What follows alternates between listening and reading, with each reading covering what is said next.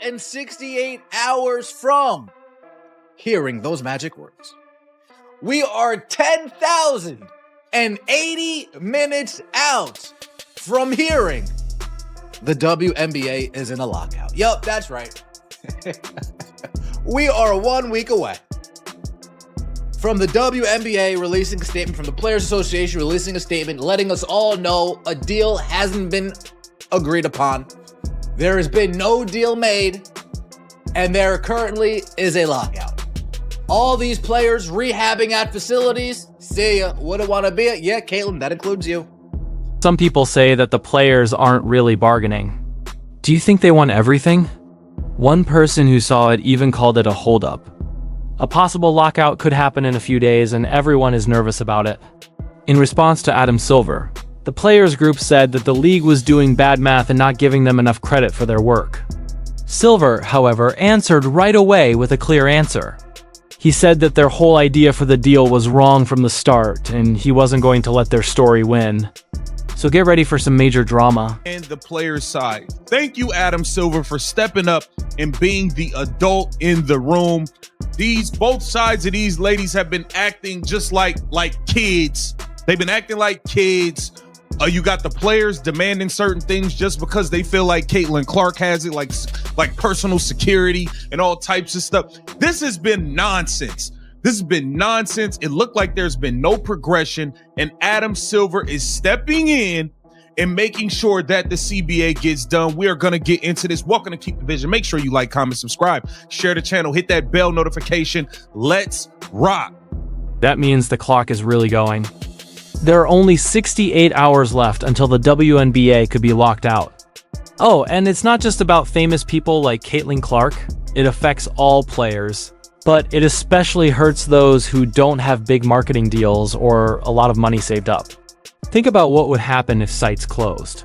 Stopping players like Sophie Cunningham and Cindy Carlson from getting important rehab and training. That means that a lot of players could lose their whole income. Everyone in basketball is on edge right now because they know the season is almost over. The behavior that we've seen from the Players Association is nothing shy of immature. It's nothing short of, oh, goodness gracious. I don't know how. Team Kathy over here. Team WNBA. Team WNBA owners over here. Yeah.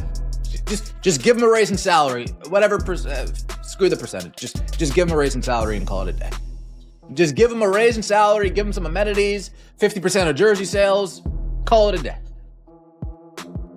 That's not good enough. They want 50%. The term that we've heard. The executive head of the WNBA, Terry Jackson, lost it. She said that the league was just trying to drag out the payment process and, get this, put lipstick on a pig. She thinks that the whole system is set up to undervalue people, even though they are what makes business move forward. And the Players Association pushed back hard on the league's openness, especially after management said that any part of their plan was open to discussion. That comment blew up everything and made the talks tougher. He's called things out like, yeah, Kathy needs to work to have a better relationship with the players. He said that. He's also said, yeah, it seems like things are getting a little bit really personal. You know what I'm saying? It's getting real catty and personal, as things tend to get when women get to going back and forth and all of this stuff. Adam Silver stepping in and saying, hey, I'm going to make sure that there's a 2026 WNBA season. I'm going to make sure this CBA gets done, and I'm going to make sure it's fair for both parties. This whole revenue sharing thing, we're not doing that because the NBA The league didn't keep quiet about this. They wrote a strong letter to the players group telling them that what they said was not true and even shocking. A WNBA official said straight out that they had not offered an unlimited revenue sharing plan. They told us, no. Our proposal actually does have a part where player pay goes up directly with league revenue with no cap on the upside. This whole back and forth showed how deeply different the two sides' views are on the economy. And everything is open to see. You give up something, I give up something. You give up something, I give up something. The problem that we have here is that the players don't want to give up anything. They're just demanding everything. Let me say that one more time. The players don't want to give up anything, but they are demanding everything. That's not called a negotiation. That's kind of called a holdup, right? The only thing is, ain't too much to hold up. Let's get into the Players Association responding to Adam Silver. Please like the video, comment, subscribe. Also, get this. Officials in the league are very angry. They say that the Players Association's lies about their plans and their refusal to take responsibility for the delays are both bad ideas. The league says it has come up with these big, all-encompassing plans that will help everyone. But they say that the players group hasn't come up with any good economic alternatives. In addition, the league says that the union still won't talk about some of the terms it has suggested. It looks like a solid wall keeping players and fans in the dark for longer. Adam Silver stepping in and saying, hey, I'm going to make sure that there's a 2026 WNBA season. I'm going to make sure this CBA gets done, and I'm going to make sure it's fair for both parties. This whole revenue sharing thing, we're not doing that because the NBA makes way more money than the WNBA. But I can give you a hard number that you guys need to accept where you'll be happy with the money. All this other nonsense trying to play in this league, that league, trying to get everything Caitlin Clark got, it ain't happening. Adam Silver stepping in, being the adult in the room. The anger turned into something personal. One commenter went all the way and said that the negotiators for the players group were mean and crazy. Wow, this was because they thought there was a our demands or nothing mentality? It seems like the union wouldn't even come to the table unless they got everything they wanted. There isn't much back and forth going on. It feels more like a one-way threat. And this only makes things worse because it makes finding an answer seem even harder. Want to give up anything, but they are demanding everything. That's not called a negotiation. That's kind of called a holdup, right? The only thing is, ain't too much to hold up. Let's get into the Players Association responding to Adam Silver. Please like the video, comment, subscribe if you enjoyed. Let's get into this. WNBPA Executive Director Terry Carmichael Jackson's statement in response to NBA Commissioner Adam Silver. When the players opted out a year ago, they made it clear they wanted a salary system. Let's talk about it. Adam Silver ripped apart the players' huge claim for a 50% cut of the money made. The main thing he said was, look, a percentage share isn't the right way to think about this. He talked about how much money the NBA and the WNBA have compared to each other, and said that directly comparing numbers is wrong. Silver said that we should instead pay attention to how much money people actually make. The commissioner's direct response changed the whole conversation and forced the players group to face the economic realities of their league. He put down a firm line there. The money, all this other nonsense trying to play in this league, that league, trying to get everything Caitlin Clark got, it ain't happening. Adam Silver stepping in, being the adult in the room and putting his foot down. Let's take a listen to what he had to say, and there's also an article with more. Here at WNBA, as you know, they're calling for players in the WNBA are calling for more money. They 9%, I believe, accordingly. They get 9% of total revenue compared to roughly 50% of the revenue of NBA players. Should they be getting a larger share of the revenue in the WNBA? Silver turned down the idea of splitting the income, but he did offer a big peace offering. He said very strongly that WNBA players will get a big boost in the next round of negotiations, which is what he thinks they deserve. Along with the complicated revenue sharing system, this offer of big raises is meant to directly address the players' worries about their pay. Their public statement backs up their work and shows that the league is serious about fixing its money problems. Even though these arguments are heated, there is some hope. However, it sounds like it will only happen if the league agrees. His response has been to run out the clock, put lipstick on a pig, and retread a system that isn't tied to any part of the business and intentionally undervalues the players. The fact that the league now wants to call any part of its proposal, quote, uncapped, is precisely why its leadership, transparency, and accountability are being challenged right now. So the league is calling you guys a bunch of pigs. Okay. What the league and teams are really trying to do is not only limit the cost of labor, but also contain it through an artificial salary system that isn't tied to the business the players are building in any real or meaningful way. You know they know it's bad. When you look at how the WNBA pays its players now, you can really see how hard it is for them to make ends meet. Salary ranges from $66,000 to $2,049,000 per year. All of them were paid less than the team pay cap of $1.5 million. These numbers must be making the players even more unhappy, right? In protest, they wore shirts that said, "Pay us to the All-Star game." They're clearly unhappy with their current pay, as shown by that clear message. There is a big difference between what they do and how much they get paid. They are working hard to get a deal that will really change the game. Money. They 9%, I believe, accordingly. They get 9% of total revenue compared to roughly 50% of the revenue of NBA players. Should they be getting a larger share of the revenue in the WNBA?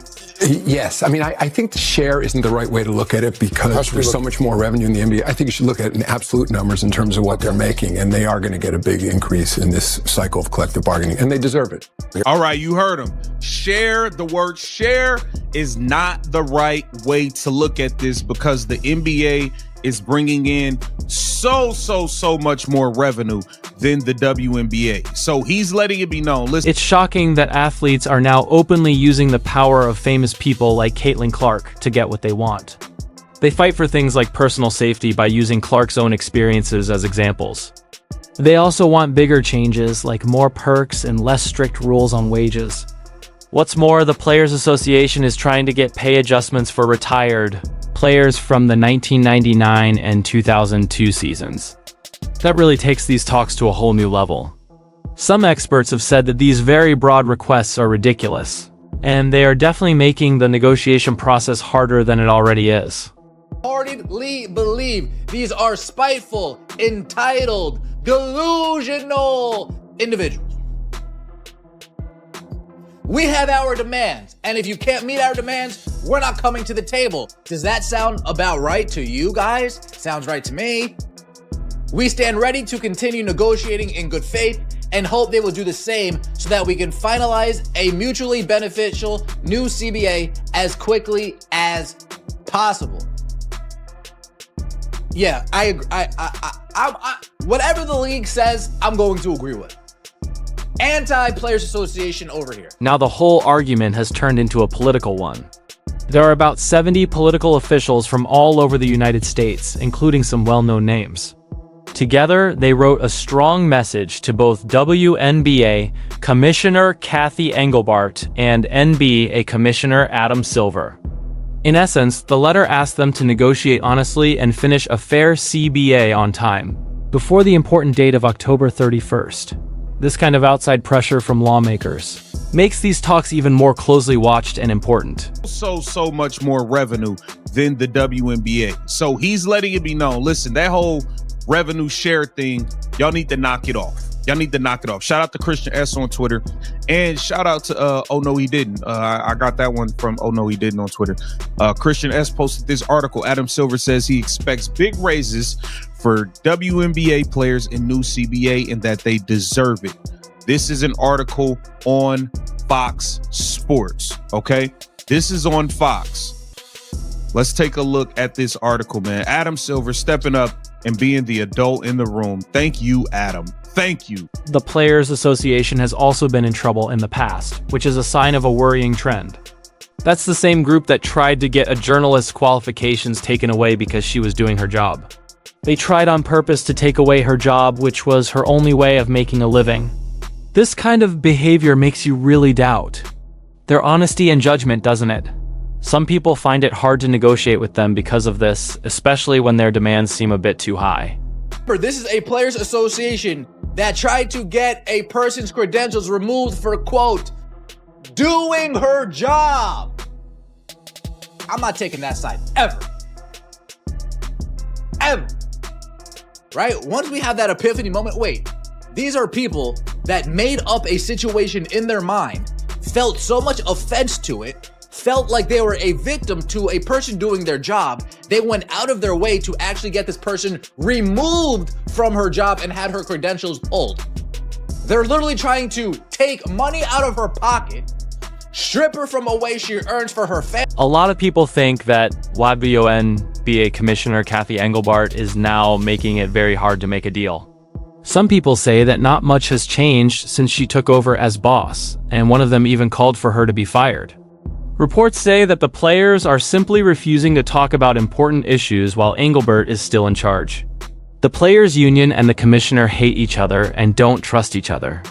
This makes it clear that there needs to be a change in leadership right away so that things can move forward. October 31st. That deadline is approaching rapidly, you guys. It's approaching very, very fast. Adam Silver made clear WNBA players will be getting big raises. Speaking on NBC's Today in advance of Tuesday night's season opening NBA doubleheader on that network, Silver responded to a question about whether WNBA players should get a larger share of that league's revenues. And his quote was, "Share isn't the right way to look at it because there's so much more revenue in the NBA. Facts." Silver said, "I think you should look at it in absolute numbers." At the same time that anger was growing, Mark Davis, owner of the champion Las Vegas Aces, gave a very different point of view. He stressed how important it was for everyone to work together and rejected the idea that there were two sides to the problem. Davis told everyone that they should have one clear goal in mind: to make the future of the game better for everyone. His call for unity and a shared goal stands out in the midst of the arguments and charges at the negotiating table. Bargain in good faith to reach a fair CBA in a timely manner before the October 31st deadline. The only fair deal in these players' eyes is everything they are demanding. They're not asking, they're demanding. They're not negotiating, they're demanding. They're not coming to the table because they're not getting what they demand. Remember, they're not willing to give up anything. They just want everything. Adam Silver has clearly stepped in to be the grown-up in this situation. He took charge of talks that had gone totally off track and weren't leading anywhere. He went so far as to say that WNBA Commissioner Kathy Engelbart needs to work on her bond with players. He also talked about how emotional and personal these arguments are.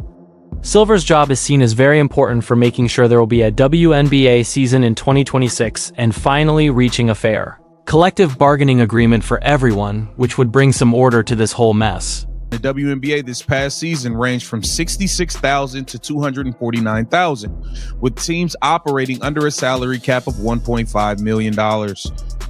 It says WNBA players want much more in the next CBA. Players at this season's WNBA All-Star game warmed up in shirts saying, "Pay us what you owe us," a clear message how they are unhappy with current salary levels. The Vegas Aces owner also has something to say about this. We'll get into that.